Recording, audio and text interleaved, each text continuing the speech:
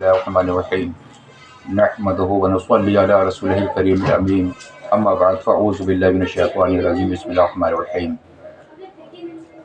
قرآن حکیم میں حضور نبی کریم صلی اللہ علیہ وسلم سے محبت کرنے کا حکم دیا ہے، لہٰذا ہم سب سرکار دو عالم صلی اللہ علیہ وسلم سے محبت کریں اور ان کی پیروی کریں۔ ایک مرتبہ حضرت عمر فاروق اعظم رضی اللہ تعالیٰ عنہ سے اللہ کے نبی صلی اللہ علیہ وسلم نے ارشاد فرمایا کہ اے عمر، سب میں زیادہ عزیز تمہیں کیا چیز ہے؟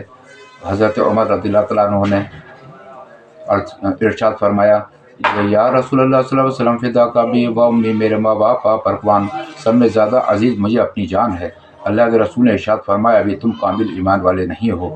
اس کے بعد پھر اللہ کے رسول صلی اللہ علیہ وسلم نے ارشاد فرمایا کہ اے عمر، سب میں زیادہ عزیز تمہیں کون سی چیز ہے؟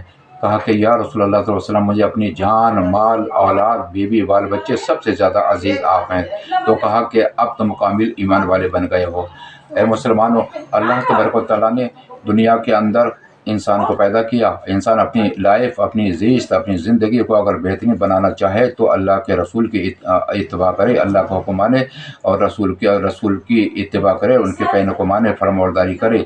لہٰذا اسی طریقے سے اللہ تبارک و تعالیٰ نے قرآن کریم کے اندر 15ویں پارے میں سورہ کہف کے اندر ارشاد فرمایا کہ المال والبنون زینت الحیات الدنیا، یعنی یہ مال دنیا کی زینت ہے اور یہ صرف جیتی جی کی حیات ہے۔ اسی طریقے سے دنیا کے اندر انسان اگر اپنی زندگی بہترین بنانا چاہے تو وہ زینت ہر چیز کی کر لے۔ چنانچہ اس طریقے سے اللہ تبارک و تعالیٰ نے ہمیں پیارے نبی کو عطا فرمایا۔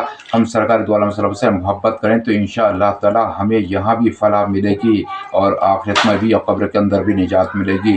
اور اسی لیے کہ اللہ تبارک و تعالیٰ نے پیارے نبی صلی اللہ علیہ وسلم کی کامل محبت یہ ہے کہ نماز پڑھو، سرکار نے جو ارشاد فرمایا وہ کرو، اور اس لیے کہ اگر اللہ نے تمہیں مال دیا ہے تو حج کرو اور روزے رکھو۔ یہ تمام چیزیں اسلام کے 5 رکن ہیں، 5 کھمبے ہیں۔ اسلام کے 5 ہیں کہ سب میں پہلے کلمہ طیبہ پڑھ لیا، وہ تو پڑھ لیتا انسان مومن کے گھر میں ہے، اور اس کے بعد نماز ہے، پھر روزہ ہے، پھر حج ہے، پھر زکوٰۃ ہے۔ یہ 5 ستون ہیں اسلام کے، اور انہی 5 ستون پر پورا اسلام ٹکا ہوا ہے۔ ملت اسلامیہ ہمیں ان تمام چیزوں سے اللہ کی محبت کرنا چاہیے۔ اللہ کے رسول سے سچی محبت کرے، حضرت امام حسن حسین سے محبت کرے، حضرت مولا علی مشکل قضا سے سچی محبت کرے، حضرت فاطمہ الزہرا رضی اللہ عنہا سے محبت کرے، حضرت عمر فاروق اعظم سے محبت کرے، حضرت عثمان غنی سے محبت کرے، حضرت ابوبکر صدیق سے محبت کرے، اور اسی طریقے جتنے بھی حضور کے صحابہ کرام ہیں ان سب سے محبت کرے۔